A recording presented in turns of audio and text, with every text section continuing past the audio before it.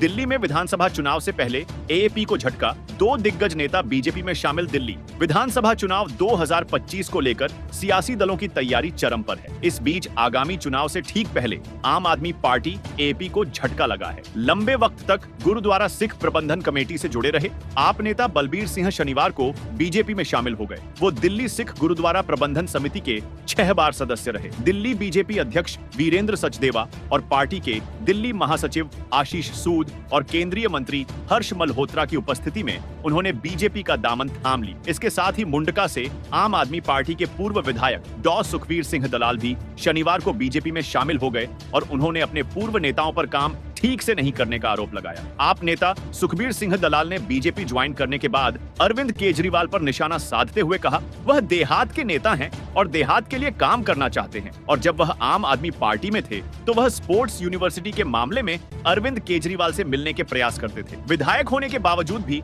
उनसे अरविंद केजरीवाल नहीं मिलते थे। उन्होंने आगे कहा, अरविंद केजरीवाल सरकार ने पिछले 10 सालों में सिर्फ झूठ बोलने का काम किया है और स्पोर्ट्स यूनिवर्सिटी के नाम पर भी उन्होंने सिर्फ झूठ ही बोला है। 2100 करोड़ रुपए की लागत से कागजों पर बनने वाली स्पोर्ट्स यूनिवर्सिटी में कुलपति से लेकर प्रोफेसर सभी लगा दिए गए हैं और उन्हें पिछले 5 सालों से पैसे भी दिए जा रहे हैं, लेकिन अभी तक कोई ईंट नहीं लगी है। विवेक विहार से सरदार बलबीर सिंह ने बीजेपी ज्वाइन करने के बाद कहा, आज एक ओर दिल्ली में आम आदमी पार्टी सरकार चल रही है जो भ्रष्टाचार में पूरी तरह से लिप्त है, और दूसरी तरफ केंद्र में मोदी सरकार है जिन्होंने सिर्फ देश में ही नहीं बल्कि विदेशों में भी भारत का सम्मान बढ़ाया है। दिल्ली बीजेपी अध्यक्ष वीरेंद्र सचदेवा ने कहा, मोदी सरकार की एक खासियत है कि वह जिस भी योजना का शिलान्यास करते हैं उसका उद्घाटन भी करते हैं। आज सरदार बलबीर सिंह का नाम ऐसा कोई पंजाबी परिवार नहीं है जो नहीं जानता हो, इसलिए दिल्ली का दर्द वही समझ सकता है जो दिल्ली का हो। इसी तरह डॉक्टर सुखबीर सिंह दलाल दिल्ली देहात का एक प्रतिष्ठित नाम है। बहरहाल जैसे जैसे विधानसभा चुनाव नजदीक आ रहे हैं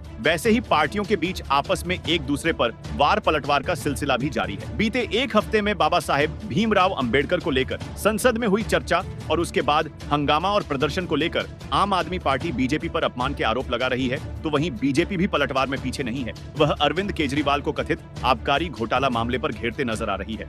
Subscribe now and press the bell icon. Never miss an update.